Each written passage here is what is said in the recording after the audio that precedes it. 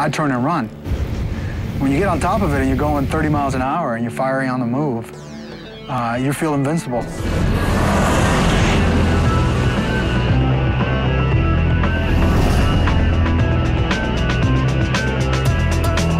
December 1944. The Battle of the Bulge is thundering through Belgium.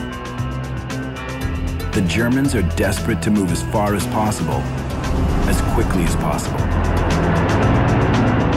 Outside the small town of Noville, German panzers close in. But 4 Hellcats are standing in the way.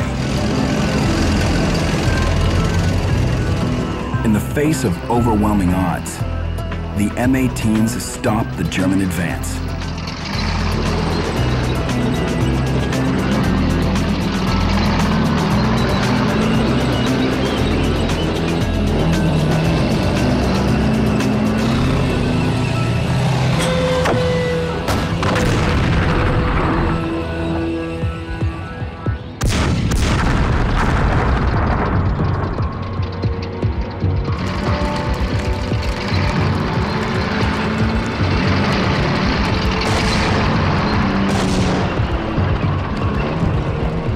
Thinking Noville is held by a sizable Allied force, the German commander pulls back to regroup.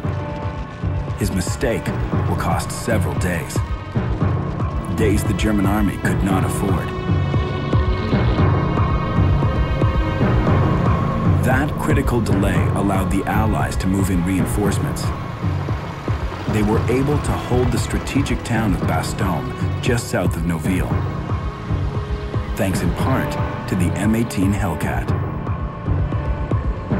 I think that they played a very important part in Noville. Among the 25 German tanks destroyed in Noville, probably most of them were destroyed by the tank destroyers.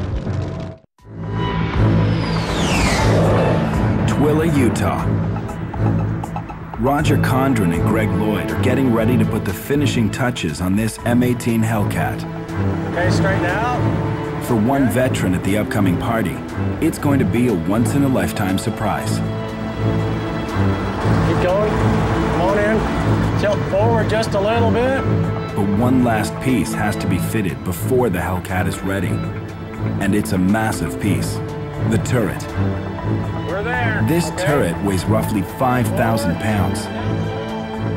The diameter spans about 68 inches. A perfect fit is absolutely critical. No one can afford to make any mistakes right now. They spent too much time making this Hellcat look like it just rolled off the factory floor.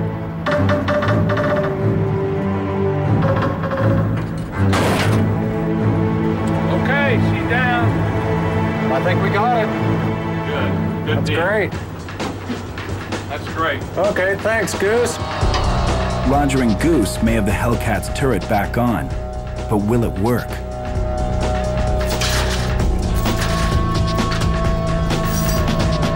Okay, I'm ready. All right, All these years later, the Hellcat doesn't disappoint. Once again, it's battle ready.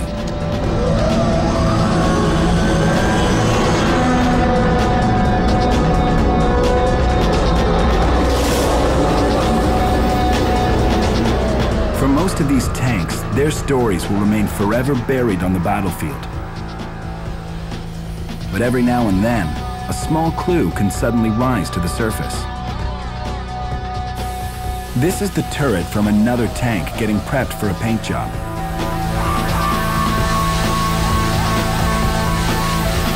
Okay, Brad, that looks pretty nice. You know, that's got it just about where I need it. And you've got a little bit of green paint, a little bit of primer, but that's just fine. That won't hurt. There's no rust left on it. Never find out the history on this particular turret. Sometimes we do. Yeah. Oh well. When it comes to buried history, the serial numbers can unlock the past. Yeah. Oh, what's that? Look at that. There are some numbers on there that weren't on there, but I don't know what they are. Roger and his crew made a similar discovery with their Hellcat. On our tanks here, sometimes you're lucky, sometimes you're not. On our Hellcat, we were able to, figure out what our manufacturer's serial number was.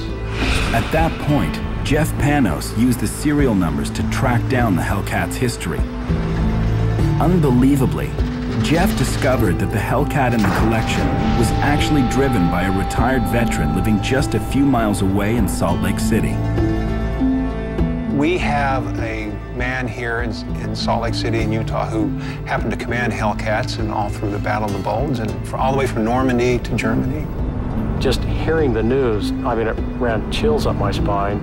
Just mind-boggling that, we have something that he actually had his hands on personally in 1945. That tank commander was Don Breinholt.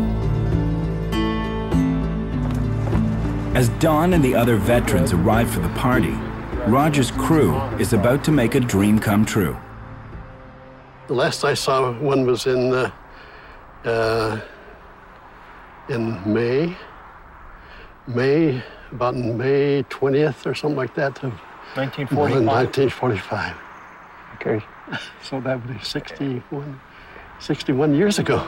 Good grief. And so, we want to show you something. We opened up the garage, and there was the Hellcat. Hey. And he was overwhelmed. Oh, man, what a beauty that is. That gave me a lot of thought. I never even dreamt of ever seeing an M18 Hellcat again. It was a beautiful vehicle, and I was often wondered what happened to all those M18 Hellcats.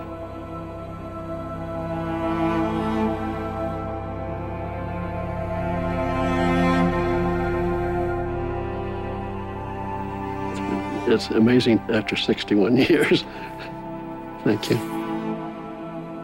How would you like to take a ride in one again? That would be fun.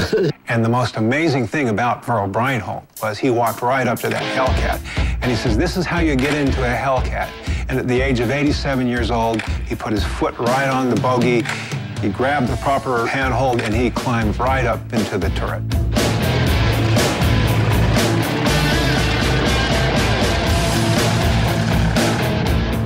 He was riding around, and he came back, and we asked him, "What do you think?" And he pounded the top of the turret, yelling, "Faster, faster." So Roger took him around again, going faster and faster.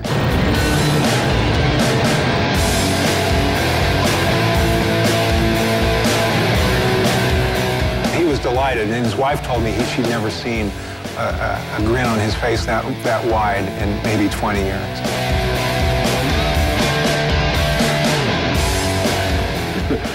That was something else. It was a familiar feeling for sure. We just really enjoyed it. We had a good driver too. That brings back a lot of memories. This machine gun ring here was my place in combat. This is how much I was exposed all the time in combat. And of course, we ducking down a lot of times too, but I was exposed to a lot of fire. It sure it makes you duck down when you start hearing bullets, shells coming over the top of you. Because they make a crack, they make a pop sound as they go by you. One M18 Hellcat tank destroyer brought back to life. One tank commander reunited with his tank. Mission accomplished. Now it's time to say thank you to the men and women who fought for freedom on a distant battlefield. These were young, brave, courageous men. They knew the world was at war. They knew they had no choice. I have the highest regard for these men. When the party's over, the tank crew will get back to their passion, saving these war machines from history's salvage yard. And this is one mission they hope never ends. In a job like this, there probably is no retirement. For something you really, truly love, there is no retirement.